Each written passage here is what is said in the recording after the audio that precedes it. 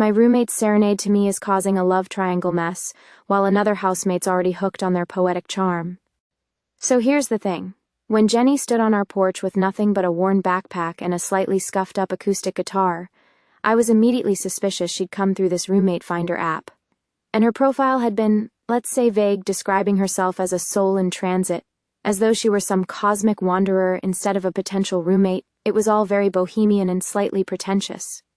If you ask me, but the moment Claire opened the door, her eyes lit up as if she'd just met a living pixie or someone straight out of an indie folk album cover. Not that I could really blame her. Jenny had this aura about her. Something almost magnetic it was in the way she smiled effortlessly, like she knew something we didn't, and was inviting us to join her in on the secret. Jenny claimed she'd only be with us for a month, maybe 2 tops, just enough time for her to catch her breath before moving on to her next mysterious venture.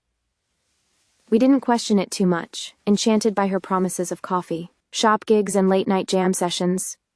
Those eyes of hers were something else, a deep blue with flecks of gold that seemed to flicker under certain lights. Claire was drawn to them, often remarking to me in hushed tones that it felt like Jenny could peer right through the layers we all tried to hide.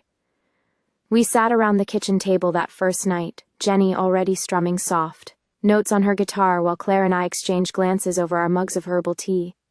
I tried to play it cool, but honestly, I couldn't shake the feeling that any minute now she'd sprout wings and flit out the window, leaving us all in the dust. I knew she wasn't ordinary, but I wasn't sure yet if that was a good thing.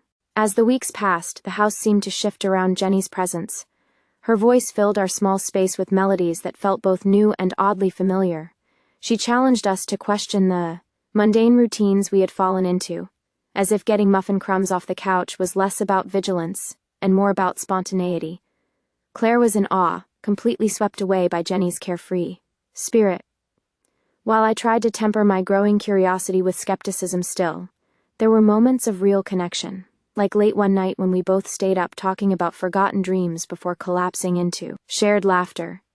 But even as Jenny's charisma unfolded, I couldn't shake the nagging doubt that lingered beneath the surface.